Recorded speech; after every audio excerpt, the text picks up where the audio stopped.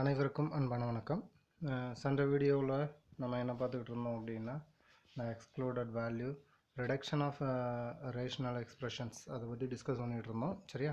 இந்த வீடியோவில் நம்ம பார்க்குறது என்ன அப்படின்னு பார்த்தீங்கன்னா, ஆப்ரேஷன்ஸ் ஆஃப் ரேஷனல் எக்ஸ்பிரஷன்ஸ். அதாவது தமிழில் சொல்லணும் அப்படின்னா, விகிதமுறு கோவைகள் மீதான செயல்கள். அதாவது விகிதமுறு கோவைகளில் வந்து என்னென்ன ஆப்ரேஷன்ஸ் நம்ம இன்க்ளூட் பண்ணலாம் அப்படிங்கிறது. இப்போ யூஸ்வலாக நம்ம பயன்படுத்துறது பெருக்கல், வகுத்தல் இந்த மாதிரி சொல்கிறோம் இல்லையா? அந்த ஆப்ரேஷன்ஸை வந்து விகிதமுறு கோவைகளுக்கு எப்படி அப்ளை பண்ணுறது அப்படிங்கிறத பற்றி தான் இந்த வீடியோவில் பார்க்க போகிறோம். சரியா? ஃபஸ்ட்டு வந்து மல்டிப்ளிகேஷன் ஆஃப் ரேஷனல் எக்ஸ்பிரஷன்ஸ். ஒரு விகிதமுறு கோவைகளினுடைய 2 அல்லது 3 விகிதமுறு கோவைகளினுடைய பெருக்கல் எப்படி இருக்கும் அப்படிங்கிறது தான். சரியா? இதில் உங்களுக்கு 2 ரேஷனல் எக்ஸ்பிரஷன்ஸ் எடுத்திருக்காங்க. ஒன்று வந்து p of x by q of x and r of x by s of x are two rational expressions where q of x not equal to 0 and s of x is not equal to 0. நான் ஏற்கனவே சொல்லியிருக்கேன், ஒரு rational எக்ஸ்பிரஷன்ஸில் கீழே இருக்கிறது வந்து என்னவாக இருக்கக்கூடாது, ஜீரோவாக இருக்கக்கூடாது. கீழே இருக்கிறது அதாவது பகுதியில் டினாமினேட்டரில் இருக்கிறது என்னவாக இருக்கக்கூடாது, ஜீரோவாக இருக்கக்கூடாது. சரியா? அந்த ஜீரோ நம்ம எப்போ வச்சுக்குவோம் ஜீரோன்னு, அதோடைய எக்ஸ்க்ளூடட் வேல்யூ விலக்கப்பட்ட மதிப்பு கண்டுபிடிக்கணும் அப்படின்னா மட்டும் நம்ம என்ன பண்ணுவோம், அந்த டினாமினேட்டரை ஈக்குவல் டு ஜீரோன்னு வச்சு அந்த எக்ஸுக்கு என்னென்ன வேல்யூ கிடைக்குதோ அந்த வேல்யூவை தவிர மீதி எல்லாத்துக்கும் அந்த ரேஷனல் எக்ஸ்பிரஷன்ஸ் பொருந்தோம் அப்படின்னு சொல்லுவோம். சரியா? இப்போ இந்த 2 எக்ஸ்பிரஷன்ஸையும் பெருக்கிறோம் அப்படின்னா p of x by q of x into r of x by s of x is equal to, அப்படியே மேலே இருக்கிறதையும் மேலே, அதாவது தொகுதியில் என்ன இருக்கோ தொகுதியில் இருக்கிறது கூட பெருக்கிக்கிறோம், பகுதியில் என்ன இருக்கோ பகுதியில் இருக்கிறத டைரெக்டாக பெருக்கிக்கிறோம். சரியா? இதில் எந்த மாற்றமும் கிடையாது. இதில் நம்ம எதுவுமே பண்ண போகிறதில்ல. சொல்கிறது புரியுதா? அதாவது பகுதியில் இருக்கிறது கூட பெருக்கிறோம். Denominator into denominator and numerator, அந்த நியூமரேட்டரை வந்து நியூமரேட்டர் கூடவே பெருக்கிக்கிறோம். ஓகேவா? சொல்கிறது புரியுதில்ல இது? ஓகே. அப்போ நல்லா ஞாபகத்தில் வச்சுக்கணும், மல்டிப்ளிகேஷன் ஆஃப் ரேஷனல் எக்ஸ்பிரஷன்ஸ்னால் நியூமரேட்டர் கூடயே பெருக்கிக்கணும், டினாமினேட்டர் கூடயே பெருக்கிக்கணும். ஓகேவா? அந்த பெருக்கி லாஸ்ட்டாக உங்களுக்கு காமன் ஃபேக்டர்ஸ் எல்லாத்தையும் சிம்பிளிஃபை பண்ணதுக்கப்புறம் என்ன கிடைக்குதோ அதுதான் உங்களுக்கு மல்டிப்ளிகேஷன் ஆஃப் ரேஷனல் எக்ஸ்பிரஷன்ஸ். சரியா? சரி, அடுத்தது division of rational expressions. Division of rational expressions. இப்போ p of x q of xன்னு 2 எடுத்துக்கிறோம் அப்படின்னு வச்சுக்கோங்க. p of x q of xங்கிற p of x by q of xன்னு ஒரு rational expression and r of x by s of xன்னு 2 rational expressions. சரியா? இப்போ இதை டிவைட் பண்ணுறோம் அப்படின்னு வச்சுக்கிட்டோம்னா p of x by q of x divided by r of x by s of x அப்படின்னு வச்சுக்கிறோம். இது ஆக்சுவலாக இந்த இடத்துல அவங்க புக்கில் வந்து தப்பாக இருக்குது.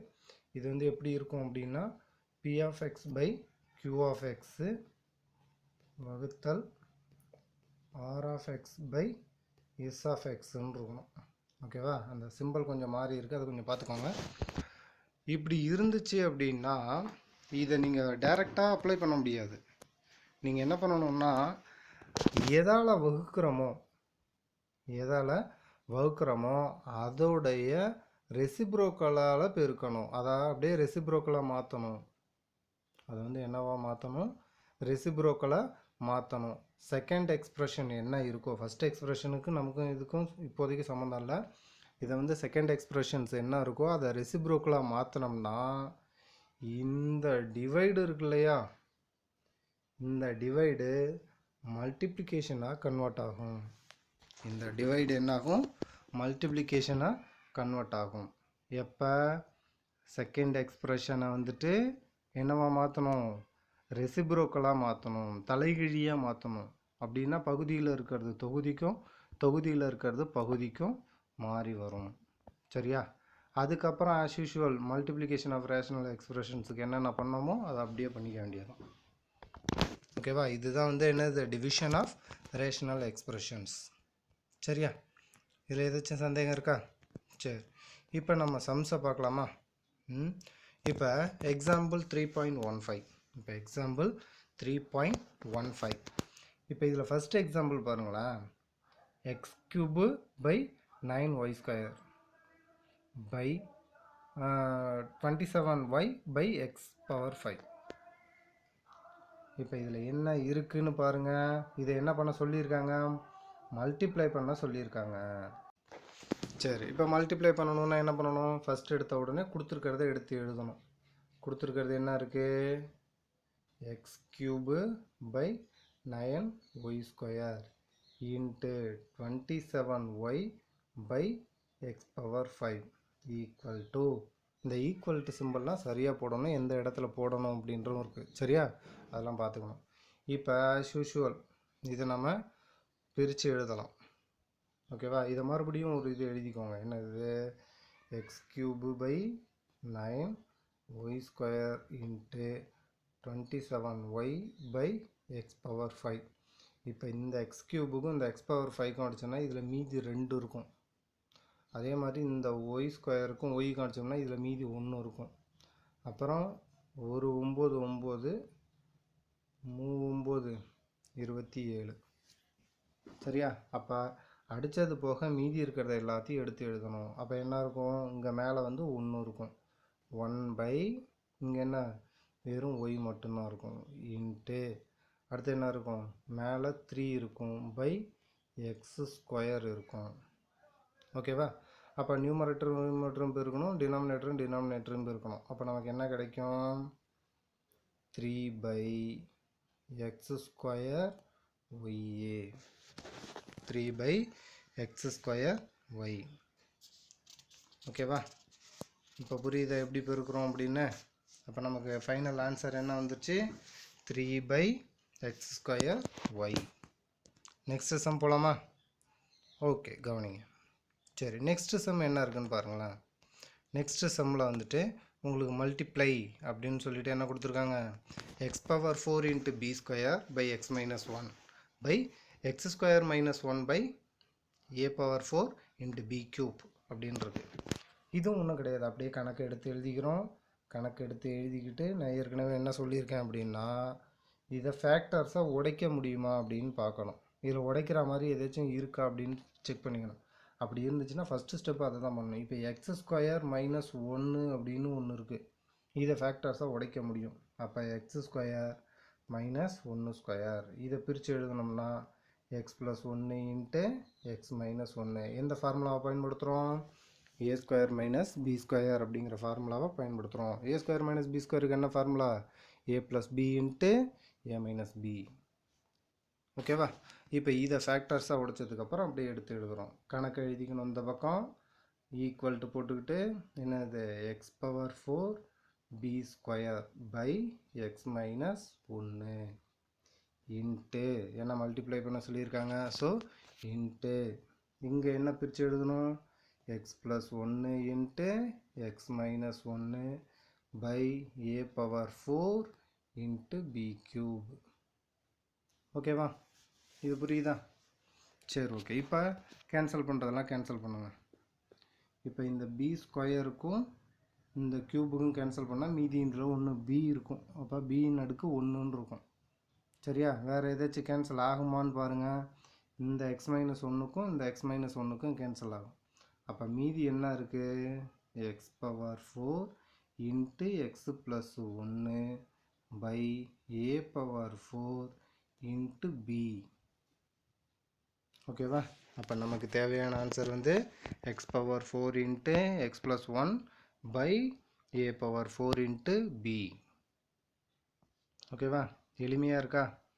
இந்த இதில் உங்களுக்கு என்ன பண்ணுவாங்கன்னா செகண்ட் ஆர்டர் குவாட்ரட்டிக் ஈக்குவேஷன்ஸ், அதாவது செகண்ட் ஆர்டர் ஈக்குவேஷன்ஸ் கொடுத்துருவாங்க, இல்லைனா தேர்ட் ஆர்டர் கொடுத்துருவாங்க. அந்த செகண்ட் ஆர்டர் தேர்ட் ஆர்டர் கொடுக்கும்பொழுது நீங்கள் அந்த இருபடி கோவைகளை சுருக்குதல்னு 9th படிச்சிருப்போம். அந்த இதை பயன்படுத்தி ஃபேக்டராக பிரித்து அதுக்கப்புறம் பெருக்கி போடணும். ஓகேவா? இந்த கணக்கை பொறுத்த மட்டும் சுருக்குக அப்படின்னு வந்துச்சுனாலே நீங்கள் என்ன பண்ணணும்? முதல்ல ஃபேக்டர்ஸாக பிரிக்க முடியுமா, ஏதாச்சும் காமனாக வெளியெடுக்க முடியுமா அப்படின்னு நீங்கள் பார்த்து அதுக்கப்புறம் சுருக்குனா தான் அது சரியாக இருக்கும். சரியா? சரி, அடுத்த சம்முக்கு போகலாமா? Okay, done. இப்போ அடுத்தது எக்ஸாம்பிள் 3.16.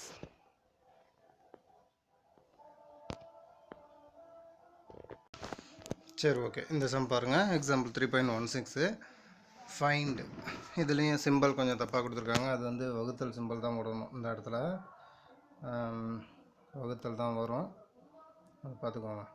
இந்த இடத்துல வர்றது சரியா? ஓகே, இப்போ என்ன கொடுத்துருக்காங்க அப்படின்னா 14x⁴/y வகுத்தல் டிவைட் பை 7x/3y². இதை கண்டுபிடிக்கணும் சரியா? இதை கண்டுபிடிக்கணும்னா நான் ஏற்கனவே சொல்லியிருக்கேன், பெருக்கலாக இருந்ததுன்னா அப்படியே நம்ம நியூமரேட்டரையும் பெருக்கிக்கலாம், டினாமினேட்டரையும் பெருக்கிக்கலாம். ஓகேவா? இப்போ என்ன பண்ணுறது அப்படின்னா வகுத்தலுக்கு என்ன பண்ணுவோம் அப்படின்னா அதுக்கு என்ன சொல்லியிருக்கோம், ஃபஸ்ட்டு ரேஷனல் எக்ஸ்பிரஷன் அப்படியே இருக்கும், செகண்ட் வந்து என்ன ஆகும், ரெசிப்ரோக்கலாக மாறும். அப்போ நமக்கு என்ன கிடைக்கும், 14x⁴ which is equal to 14x⁴/y. First reciprocal அப்படியே ஃபஸ்ட்டு எக்ஸ்பிரஷன் அப்படியே இருக்கும், செகண்ட் எக்ஸ்பிரஷன்ஸ் மட்டும் ரெசிப்ரோக்கலாக மாறும். அப்போ என்ன ஆகும், இந்த கீழே இருக்கிறது மேலே போய்டும், மேலே இருக்கிறது கீழே வந்துடும். அப்போ நமக்கு என்ன கிடைக்கும், 3y⁴/7xன்னு கிடைக்கும். ரெசிப்ரோக்கலாக மாற்றினா இந்த இடத்துல சிம்பிள் என்னாகும், மல்டிப்ளிகேஷனாக மாறிக்கும். ஓகேவா? அப்போ which is equal to என்ன கிடைக்கும், இந்த ஒய்க்கும் y⁴ அடித்தா இதில் ஒரு 3 மிச்சம் இருக்கும். இந்த 7க்கும் இந்த 14க்கும் அடிக்கலாம், 2 7 14, எக்ஸுக்கும் இதுக்கும் அடித்தோம்னா இதில் ஒரு 3 மிச்சம் இருக்கும். அப்போ நமக்கு என்ன கிடைக்குது, ஒரு 2x³ இன்ட்டு 3y³. இப்போ நம்பரையும் பிரிக்கிங்க, வேரியபிளும் பிரிக்கிங்க. அப்போ என்ன கிடைக்கும், 6x³ y³. புரியுதா? இது எங்கே சார் வகுத்தலில் எல்லா நம்பரும் கேன்சல் ஆகிடுச்சு, அப்படின்னா மீதி 1 இருக்கிறதா அர்த்தம். ஓகேவா? அடுத்த கணக்கு போகுமா? சரி, அடுத்தது பாருங்கள். அடுத்தது கொஞ்சம் கணக்கு இது அப்படியே எழுதிக்கணும். இப்போ இதில் வந்து நம்ம எதாச்சும் ஃபேக்டர்ஸாக பிரிக்க முடியுமா அப்படின்னு பார்க்கணும்.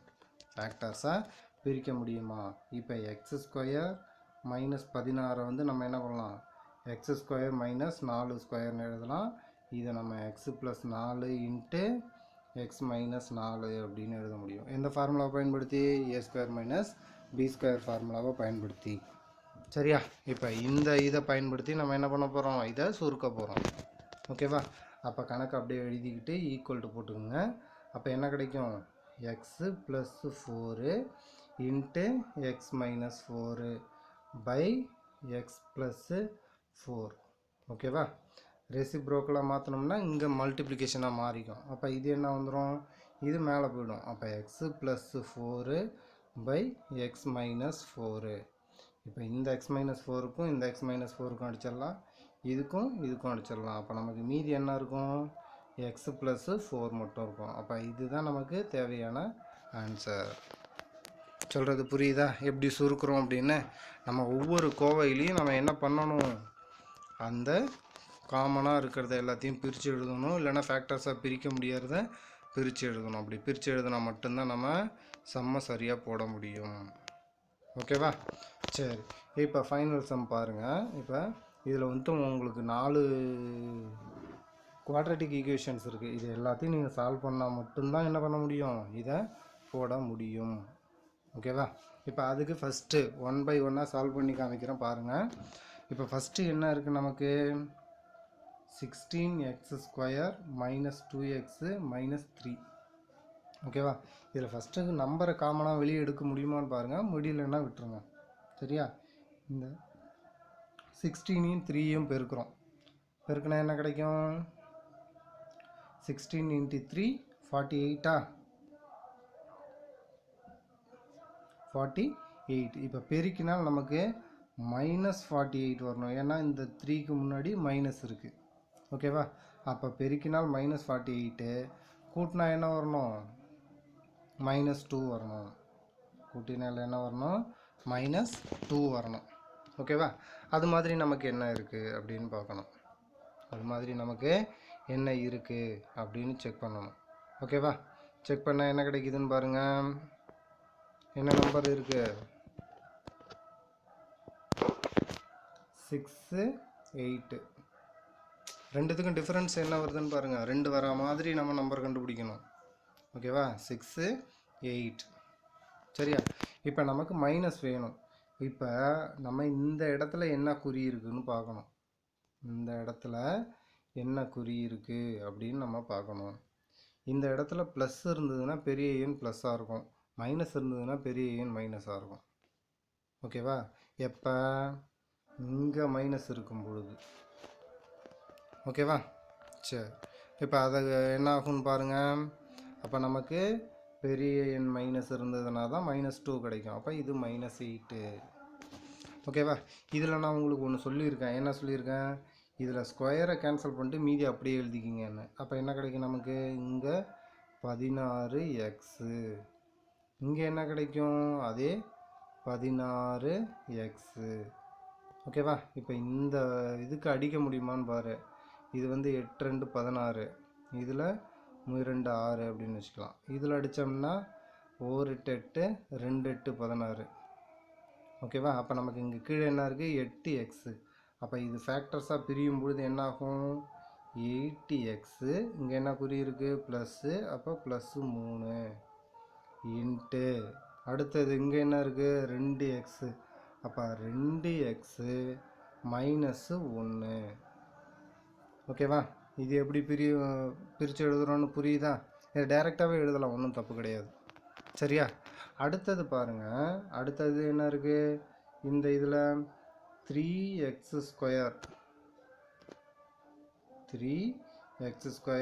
-2x -1. இப்போ இந்த கான்ஸ்டண்ட்டை இங்கே பெருக்குவோம். அப்போ என்ன கிடைக்கும், -3. அப்போ என்ன கிடைக்கும், 1 3 சார் 3. அப்போ மைனஸ் வேணும். இந்த இடத்துல மைனஸ் இருக்கிறதால பெரிய எண்ணுக்கு முன்னாடி மைனஸ். ஓகேவா. அப்போ இங்கே கீழே என்ன வரும், 3x/3x. இந்த 3க்கும் இந்த 3க்கும் கேன்சல் ஆகிடும். அப்போ எழுதினோம்னா 3 + 3x + 1 3x + 1 இன்ட்டு x -1. இது புரியுதா. சரி, அடுத்தது எடுங்க. இப்போ அடுத்தது எடுக்கும்போது என்ன கிடைக்கும் நமக்கு, அடுத்தது எக்ஸ்பிரஷன் என்ன இருக்குது, 8x² + 11x + 3. இப்போ இதையும் பெருக்கணும். ஓகேவா. அப்போ என்ன கிடைக்கும், 24. அப்போ அதே 8 3 சார் தான் 24. 8 3 சார் வந்து 24 அப்படின்னு வரும். கூட்டினோம்னா உங்களுக்கு 11 வரும். அப்போ பிரச்சனையே கிடையாது. இது எல்லாமே ப்ளஸில் இருக்கிறதுல உங்களுக்கு எந்த பிரச்சனையும் கிடையாது. அப்போ இங்கே நம்ம என்ன எழுதுவோம், 8x, இங்கேயும் 8x. அடிக்க முடிஞ்சால் அடிக்கலாம், இல்லைனா அப்படியே எழுதிக்கலாம். அப்போ இதை எழுதுனா என்ன கிடைக்கும், இந்த இதில் 8 வராது. அப்போ x + 1 இன்ட்டு 8x + 3. புரியுதா இது. அப்போ லாஸ்ட்டாக இன்னும் ஒரே ஒரு எக்ஸ்பிரஷன்ஸ் ஒன்று இருக்குது, அதை மட்டும் சால்வ் பண்ணிட்டோன்னா முடிஞ்சிச்சு. 3x² -11x -4. ஓகேவா. இப்போ இதை எப்படி சால்வ் பண்ணலாம், அகைன் பெருக்கிறோம். பெருக்கினா என்ன கிடைக்கும், 12 கிடைக்குமா, -12. இப்போ இது ரெண்டுத்துக்கும் டிஃப்ரென்ஸ் 11 வர மாதிரி. அப்போ 112 சார் 12. இப்போ இங்கே மைனஸ் இருக்கிறதால இதுக்கு முன்னாடி மைனஸ் போட்டுக்கோங்க. இப்போ பெருக்கினால் -12 வந்துடும், கூட்டினா -11 வந்துடும். அப்போ அடுத்தது என்ன பண்ணணும், பை 3x. இங்கேயும் பை 3x. இந்த 3க்கும் இது கிடச்சோன்னா 4 3 சார் 12. ஸோ இது வந்துடும். அப்போ 3x + 1 இன்ட்டு x -4. இப்போ இது எல்லாத்தையும் நம்ம என்ன பண்ணுறோம், ஃபேக்டர்ஸாக பிரிச்சுட்டோம். ஃபஸ்ட்டு இதை தான் பண்ணணும். இந்த கணக்கை பொறுத்த மட்டும் இதில் உங்களுக்கு டைரெக்டாக போட்டிருப்பாங்க. நீங்கள் என்ன பண்ணணும் அப்படின்னா, ஒவ்வொரு குவாட்ரேட்டிக் ஈக்குவேஷனையும் தனித்தனியாக எடுத்து எழுதி அதை ஃபேக்டர்ஸாக பிரித்து வச்சுக்கணும். அது நமக்கு கொஞ்சம் யூஸ்ஃபுல்லாக இருக்கும். சரியா. சரி, இப்போ அப்படியே கொண்டு போய் அது இது இருக்கிற இடத்துல போட்டுக்க வேண்டியதுதான். ஃபஸ்ட்டு என்ன பண்ணுவோம், கணக்கை எழுதிக்குவோம். ஈக்குவல் டு போட்டுட்டு இந்த மாதிரி அதை ரெசிப்ரோக்கலாக மாற்றி எழுதிக்கணும். ஓகேவா. ரெசிப்ரோக்கலாக மாற்றி எழுதிக்கிட்டு என்ன பண்ணுவோம், நம்ம ஒவ்வொன்றுத்துக்கும் கண்டுபிடிச்சி வச்சுருக்கோம் இல்லையா, குவாட்ரேட்டிக் ஈக்குவேஷனை வந்து சால்வ் பண்ணி வச்சுருக்கோம். ஃபேக்டர்ஸாக பிரித்து வச்சுருக்கோம் இல்லையா, எதுக்கு என்னென்ன பிரித்து வச்சோமோ அதை அப்படியே எழுதிக்க வேண்டியதுதான். ரெசிப்ரோக்கலாக மாற்றினதுக்கு அப்புறம் தான் அதை நம்ம எழுதணும். சரியா. அப்போ தான் நமக்கு கொஞ்சம் அது எளிமையாக இருக்கும். இப்போ இதில் எது எது கேன்சல் பண்ணலாம்? இந்த 8x + 3க்கும் இந்த 8x + 3க்கும் கேன்சல் ஆகிரும். அதே மாதிரி இந்த 3x + 1 இந்த 3x + 1 வேறு என்ன இருக்குது? வேறு எதுவும் இல்லை. சரியா? அப்போ நமக்கு மீதி என்ன இருக்கோ அதை அப்படியே பெருக்கி எழுதிக்க வேண்டியது. அப்போ மீதி 2x - 1 × x - 4. அதே மாதிரி கீழே x - 1 × x + 1. சரியா? இது அவங்க என்ன பண்ணியிருப்பாங்க அப்படின்னா பெருக்கி எழுதியிருப்பாங்க. ஓகேவா? அதை என்ன பண்ணியிருப்பாங்க? பெருக்கி எழுதியிருப்பாங்க. இங்கே x - 1 × x + 1 அது வந்து a² - b² உடைய ஃபார்முலா. அதனால் அதை a² - b²க்கு பதிலாக x² - 1² அப்படின்னு எழுதிக்கும். 1 ஸ்கொயர் பண்ணோம்னா 1 தான். சரியா? அடுத்தது மேலே இருக்கிறது எப்படி வருது அப்படின்னு பார்த்தீங்கன்னா, இப்போ 2x - 1 × x - 4. சரியா? இப்போ ஃபஸ்ட்டு என்ன பண்ணுறீங்க அப்படின்னா இந்த 2xஐ ஃபிக்ஸ் பண்ணிக்கோங்க. அப்போ இந்த 2xஆல் இது ரெண்டுத்தையும் பெருக்குங்க. அப்போ என்ன கிடைக்கும்? 2x × x 2x². அடுத்தது இங்கே மைனஸ் இருக்குது, இங்கே ப்ளஸ் இருக்குது. அப்போ ப்ளஸ் இன்ட்டு மைனஸ் மைனஸ். அப்போ 2 × 4 8 × x இந்த எக்ஸு. ஓகேவா? சரி, அடுத்தது என்ன பண்ணுறோம்? இதை ஃபிக்ஸ் பண்ணிக்கோங்க. அடுத்தது என்ன பண்ணுறோம்? இதை ஃபிக்ஸ் பண்ணிக்கணும். இதை ஃபிக்ஸ் பண்ணிக்கிட்டு அது கூட ரெண்டையும் பெருக்குங்க. அப்போ என்ன கிடைக்கும் நமக்கு? இங்கே மைனஸ் இருக்குது, இங்கே plus. So minus 1 × x x, minus into minus plus, 1 × 4 4. அப்போ நமக்கு ஃபைனலாக என்ன ஆன்சர் கிடைக்குது? ஃபைனல் ஆன்சர் வந்துட்டு நமக்கு என்ன கிடைக்குதுன்னு பாருங்கள். அப்படியே ஆர்டராக எடுத்து எழுதுங்க. 2x², இங்கே மைனஸ் 8x, இங்கே மைனஸ் எக்ஸு. அப்போ இது ரெண்டையும் ஆட் பண்ணோம்னா மைனஸ் 9x + 4. இங்கே இருக்கிறது வந்துருச்சா? லாஸ்ட்டில் இது மாதிரி சால்வ் பண்ணி எழுதிக்கணும். ஓகேவா? அப்போ நமக்கு ஃபைனல் ஆன்சர் என்ன கிடைக்குது? 2x² - 9x + 4/x² - 1. ஓகேவா? இது புரியுதா? இதே மாதிரியே எக்ஸசைஸ் 3.5ல் இருக்கிற எல்லா சம்ஸையும் போடுங்க. போட்டு ட்ரை பண்ணி பாருங்கள். தெரியலன்னா எனக்கு கமெண்ட் பண்ணுங்கள், நான் உங்களுக்கு சொல்லிக் கொடுக்குறேன். சரியா? இதில் வந்துட்டு இன்னும் ரொம்ப கஷ்டமான கணக்கு எதுவும் இல்லை, எல்லாம் எளிமையான கணக்கு தான். ஓகேவா? தெரியாத கணக்கு நான் போட்டு காமிக்கிறேன். அதனால் தயங்காமல் நீங்கள் இதை ப்ராக்டிஸ் பண்ணி பாருங்கள். அடுத்த வீடியோவில் பார்க்கலாம். அடுத்த வீடியோவில் நம்ம வந்து விகிதமுறு கோவைகளின் கூட்டல் எப்படி இருக்குது அப்படிங்கிறத பார்ப்போம். சரியா? நன்றி.